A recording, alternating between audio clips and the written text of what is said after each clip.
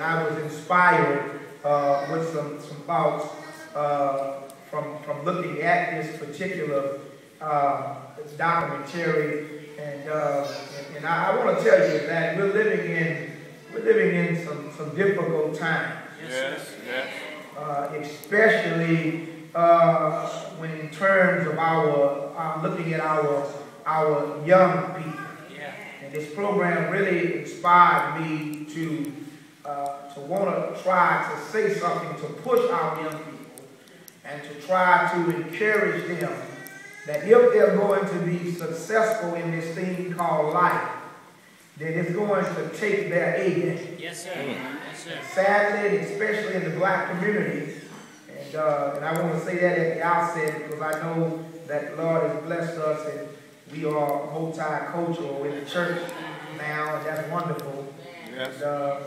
But I do understand that we do live in different types of communities, and sometimes different types of communities even come to church. But especially in our black community, I want us to understand that our children are in danger.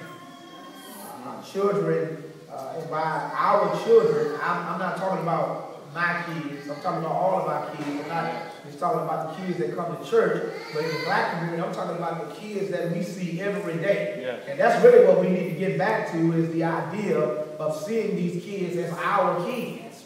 Because I think that that's one of the reasons why we're seeing so much problems in our society, is because we are no longer being responsible for everybody's children now. We just only responsible for our own.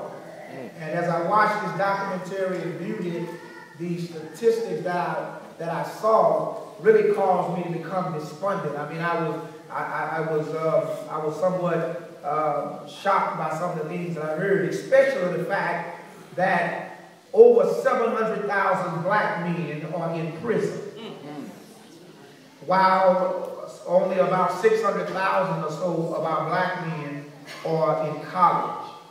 And statistics show that out of 100 black men graduating from high school, in high school rather, only about 50% are actually graduating.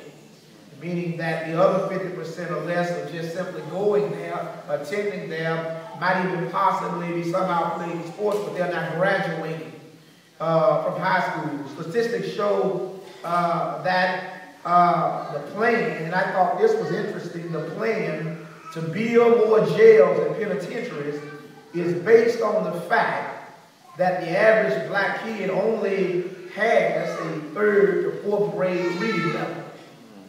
And I thought that was interesting, that's what the idea of building more penitentiaries and jails is based upon, the fact that if these kids do not have an ability to read, that is going to result in an inability for them to find a job, which will result in criminal activity to support their legitimate needs by illegitimate action.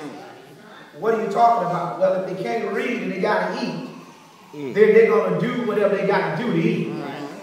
They'll steal, they'll sell drugs, they'll do all of these other things because they just won't eat. There are a lot of people out there that are just like that.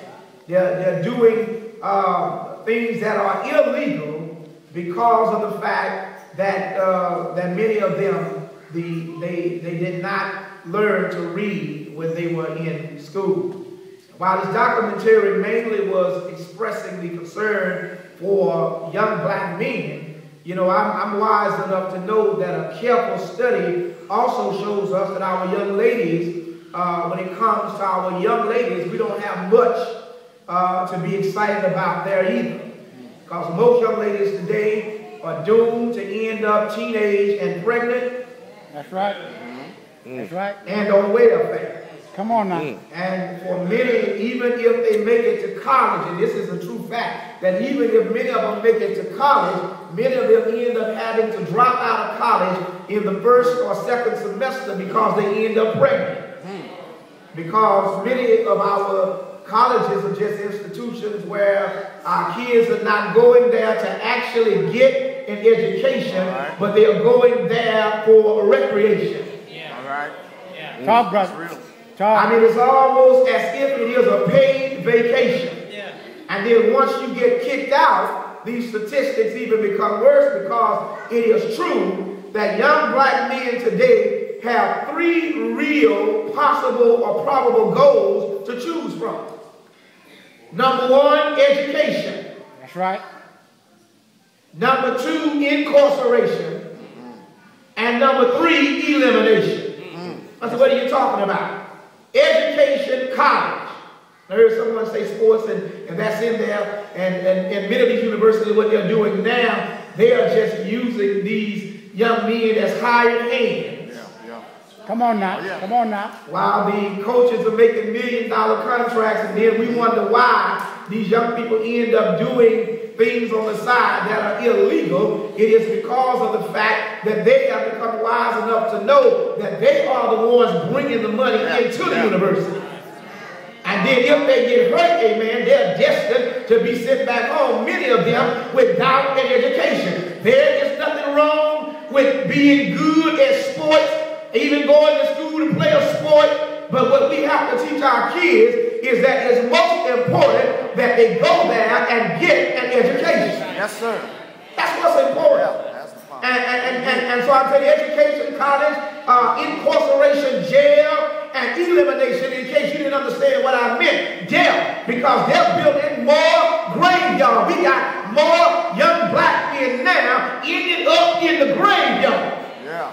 They're dying faster now than the older generation. Yeah. Amen. And I'm just saying to you, it's because of the fact that they have been failed in this system that we live in. And then when you look at the young women, I want these young women to know that it's the same way with you. That's right. You got 3 probable choices yourself. Education, amen, college, you have impregnation, amen, and then you have reparation. That is, you start begging on welfare for somebody to take care of you and your children. Amen, somebody. And what I'm saying, that these are not great goals for anybody to have, but the fact of the matter is, this is what is happening in the black community. And I'm not here a black preacher, I'm not pro-black, pro-white. It happens in every community, amen. But the fact of the matter is, we need to be wise enough to see what's happening among us. Yes.